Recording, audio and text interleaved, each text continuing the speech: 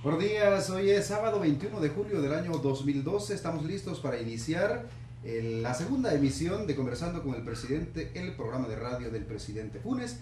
Este sábado tenemos ya resuelto algunas dificultades que enfrentamos la vez anterior respecto del buzón de mensajes, con que algunas operadoras no estaban conectadas. Hoy ya tenemos completamente, excepto Intelfon, que aún por algunos problemas técnicos que van a ser resueltos durante la semana. Pero ya todas las líneas puede usted llamar al 135 para que pueda dejar su pregunta, para que también el presidente pueda darle respuestas. Pedimos disculpas, así que estamos listos ya para comenzar esta segunda emisión. Buenos días, presidente. Iniciamos este programa, la segunda emisión de Conversando. Buenos días, Daniel. Buenos días, amigas y amigos. Muchas gracias de nuevo por acompañarnos esta mañana. Y sí, efectivamente, el sábado tuvimos algunos inconvenientes, como les ha comentado Daniel, que iremos superando poco a poco para que ustedes puedan comunicarse y dejar sus mensajes sin ningún problema. La verdad que son tantas llamadas las que hemos recibido que tuvimos algunas dificultades de carácter técnico para poder evacuarlas y conocerlas, pero yo quisiera que nos entendieran que poco a poco vamos a ir mejorando este mecanismo de tal manera de mantener una comunicación fluida con nuestros amigos y amigas que nos están sintonizando a esta hora del día. Y quisiera que abordemos ya de inmediato algunos temas sobre los cuales es preciso que el presidente de la República se pronuncie, y quisiera dar también esta misma mañana información de primera mano. Presidente, pero antes también queremos recordarle a nuestros amigos y amigas oyentes que el número para poderse contactar con usted y también hacerle las preguntas es el 135.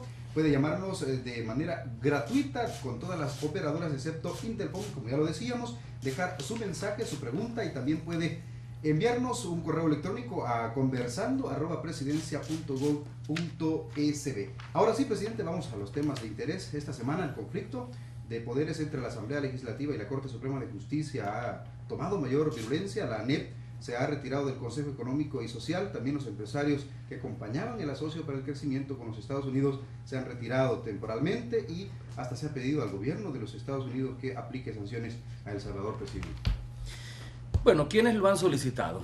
Dos senadores, uno de ellos demócrata y otro republicano, particularmente el senador Bob Menéndez, a quien conozco muy bien porque le visité cuando hice la primera visita a Casa Blanca, cuando me reuní con el presidente Obama hace ya casi 2 años. Y el otro es el senador Marco Rubio, senador republicano. Ambos están en campaña. Hay que tomar en cuenta que los Estados Unidos han iniciado ya su campaña electoral de cara a las elecciones de noviembre próximo. Y no me cabe ninguna duda, y esta es una interpretación personal que la he compartido también con algunos sectores políticos, algunos académicos de los Estados Unidos, que el problema de El Salvador no es un problema que realmente preocupa, como parece decir algunos sectores, a la administración Obama, a tal punto de anunciar que vamos a perder los fondos del milenio y que vamos a perder el asocio por el crecimiento, o que podrían suspenderse visas para aquellos que están implicados en este conflicto. Comencemos por el final de lo que ha ocurrido esta semana.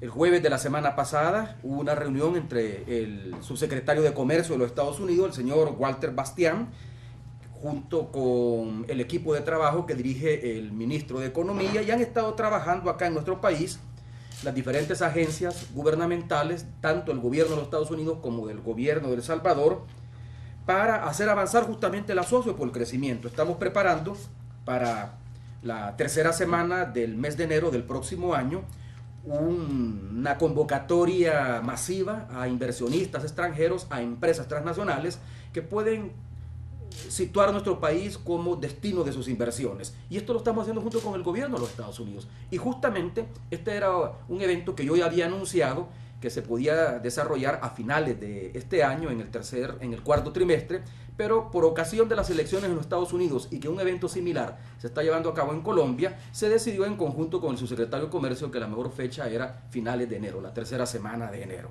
De tal manera que si el subsecretario de Comercio de los Estados Unidos, que está en el equipo de trabajo del Asocio por el Crecimiento, viene esta misma semana, se reúne con el ministro de Economía, toman el acuerdo de realizar esta convocatoria internacional para la tercera semana de enero del próximo año, entonces ¿cómo es que se puede decir que estamos por perder o ya perdimos nuestra alianza estratégica con el gobierno de los Estados Unidos? Hay que tomar en cuenta una cosa. ¿Qué es el Asocio por el Crecimiento?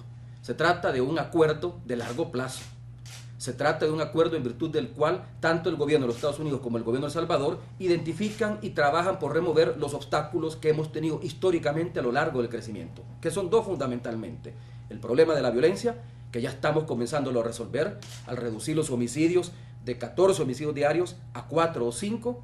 Ya estamos sentando las bases para una política de Estado que permita mitigar, resolver el problema de la criminalidad organizada y particularmente el accionar criminal de las pandillas y el problema de la baja productividad.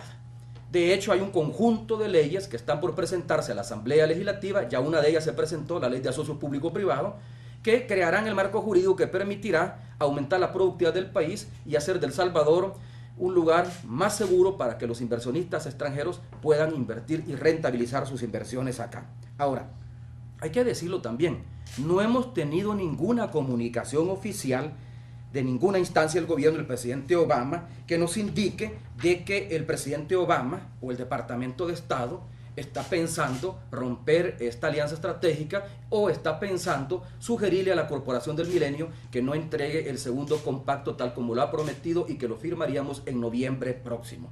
Al contrario, seguimos trabajando de la mano. Yo me reuní hace 2 días con la embajadora estadounidense Mari Carmen Aponte y le hice ver que nuestro gobierno no ha roto la institucionalidad, no ha tomado ninguna decisión ni ninguna acción que rompa con el orden constitucional. Por lo tanto, el gobierno de El Salvador sigue siendo un gobierno respetuoso de la democracia, respetuoso de las leyes de la República, respetuoso de nuestro ordenamiento constitucional y respetuoso también de los tratados internacionales que, de acuerdo al Convenio de Viena, del cual somos suscriptores, lo firmamos y lo ratificamos por la Asamblea Legislativa. De acuerdo al Convenio de Viena, no se puede invocar el derecho interno para no cumplir con los compromisos y con los tratados internacionales. Ahora, los empresarios salvadoreños, como tú lo has señalado y lo conocen nuestros amigos Radio Escucha, más que los empresarios salvadoreños, los miembros de la cúpula empresarial representados en la ANEP. Esos no son todos los empresarios salvadoreños. Ayer mismo tuve una reunión con representantes de 45 empresas transnacionales, empresas que invierten en el país y que representan capital americano, capital canadiense, capital español, capital europeo, capital taiwanés, capital coreano, etcétera, etcétera. Ellos, por supuesto que tienen dudas de lo que está pasando en el país y necesitaban aclaración de primera mano de parte del presidente de cómo estamos viendo la situación. Pero ellos lo que están preocupados es tener condiciones de certeza jurídica. A ellos les interesaba más conocer en qué consistían este conjunto de leyes que estamos por presentar a la Asamblea Legislativa que le va a dar predictibilidad a sus inversiones. ¿No tocaron el tema? Por supuesto que lo tocaron, pero ¿cuál era la preocupación? Un empresario representante de un importante grupo empresarial mexicano dijo: estamos por invertir $30 millones, además de lo que hayamos invertido en el país. Dígame, presidente, ¿qué certeza tenemos de que nuestras inversiones se van a respetar? Este gobierno se las va a respetar. Y para que los próximos gobiernos se la respeten y no les cambien las condiciones del juego en que han entrado, del juego económico, estamos por promover en la Asamblea Legislativa un conjunto de normas que dan certeza jurídica como ya lo han hecho otros países. Colombia, por ejemplo, ha aprobado una ley que le permite al inversionista extranjero que se mantengan las condiciones de su inversión en el momento en que hizo la inversión por muchos años más, de tal manera de darle certeza a sus inversiones. Esas son leyes que estamos presentando y lo que me llamó la atención es cuando yo les pregunté a los empresarios: ¿y ustedes conocen estas leyes? No las conocemos. ¿Y por qué no las conocen? Les dije. Si la ANEP ha estado en el Consejo Económico Social, las ha conocido, ha hecho observaciones y en conjunto las hemos presentado a la Asamblea Legislativa. Probablemente hay un mecanismo de falta de comunicación entre la ANEP y estas empresas, en el sentido de que la ANEP debería de ser la institución que le dé certeza jurídica a los inversionistas extranjeros, tanto como lo está haciendo el gobierno. Por eso es que lamento la decisión que tome la ANEP. Mala decisión. En mi opinión es una señal equivocada al país entero y a los inversionistas. No se resuelve el problema retirándose de un foro de concertación y diálogo como el Consejo Económico Social. No es la primera vez que lo hacen. Ya lo hicieron cuando presentamos un conjunto de reformas a las leyes tributarias del país. No estaban de acuerdo porque afectaban sus intereses y se retiraron temporalmente. Luego la Asamblea aprobó esas reformas, se convirtieron en ley de la República y regresaron nuevamente a la mesa. Yo no sé si ahora van a regresar nuevamente a la mesa una vez se resuelva esta crisis que enfrenta al legislativo con el judicial. Pero lo cierto es que es una mala señal, porque no es retirándose de un foro de concertación, de discusión, donde se construyen políticas públicas, como se resuelve el problema. Y por otro lado también yo respeto la decisión de los empresarios que trabajaron desde un principio en el Consejo Empresarial por el asocio al crecimiento. Me refiero a don Ricardo Poma, Paco Callejas, Chaco de Sola, Bobby Murray, Juan Carlos Ezersky. De él no sabemos si se va a retirar porque está fuera del país, en Europa, y no nos ha comunicado su decisión. Pero yo respeto la decisión, pero no la comparto, porque no es cierto de que no sea el momento para iniciar un esfuerzo por atraer inversiones. Es todo lo contrario. Deberían de estar en el Consejo Empresarial para contribuir junto con este servidor a crear las condiciones de estabilidad política, de estabilidad democrática, de respeto al Estado de Derecho, para atraer inversiones. De tal manera que, en resumidas cuentas, yo insisto en que el gobierno ha respetado la institucionalidad, no ha violado ni una tan sola ley, no está mandando mensajes de incertidumbre. Por el contrario, estamos trabajando en crear un ambiente de certeza y de buscarle una solución política al problema que se ha dado y que enfrenta hoy por hoy a dos órganos del Estado. Son las 11 de la mañana con 15 minutos. Gracias a usted que nos sintoniza en Conversando con el Presidente a través de Radio Nacional y una red de emisoras en todo el país. Presidente, le hago la pregunta que le hacía el sábado anterior y que también la han dejado algunos oyentes grabada en el correo de voz en el 135. ¿Cuál es la salida o cómo se sale de esta situación que le hace daño al país, indistintamente de cuál es la solución, presidente? Lo vengo diciendo desde semanas atrás. La salida es política porque el problema es político, no es jurídico.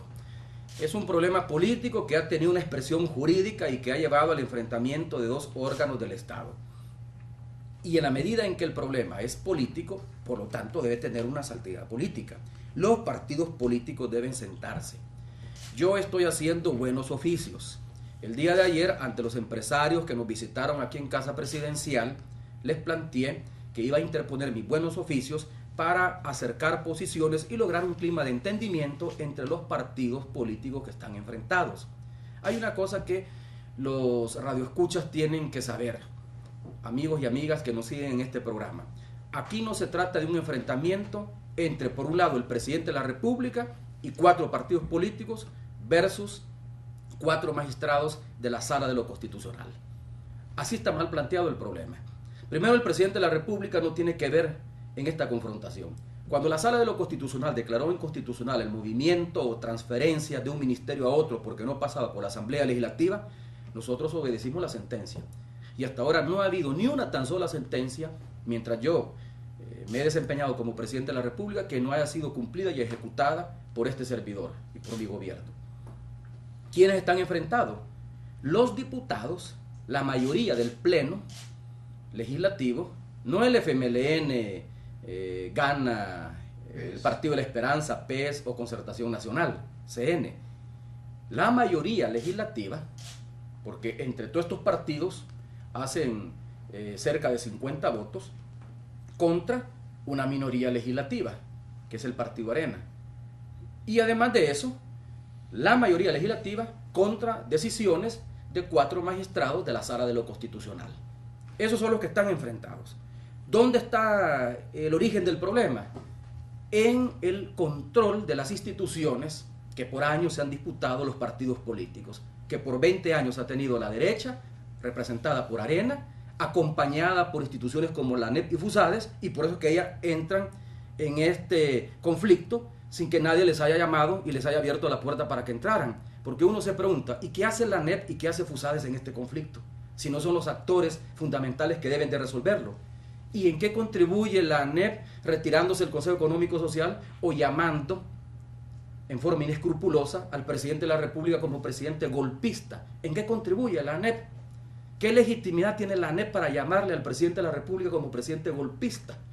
Eso lo podrá hacer la OEA en una interpretación que haga de la Carta Democrática de la OEA, en calificar la situación de confrontación de poderes que se da en El Salvador. ¿Pero qué hace la ANEP? ¿Qué hace la ANEP? ¿Qué hacen los aliados por la democracia metiéndose en este problema que en lugar de solucionarlo lo han venido complicando más? La solución es política y yo la próxima semana voy a invitar a los partidos políticos, a todos, Arena, FMLN, Concertación Nacional, Partido de la Esperanza y Gana, para que nos sentemos aquí en Casa Presidencial y busquemos un entendimiento para ver qué salida política le encontramos al problema. Por la vía institucional no veo cómo se pueda resolver, porque son dos posiciones encontradas. ¿Quién establece quién tiene la razón en esto? Por un lado, dicen que el problema se resuelve cumpliendo la sentencia de la Sala de lo Constitucional y, por lo tanto, declarando inconstitucional la elección de los magistrados del 2006 y de los magistrados que fueron elegidos en abril del 2012.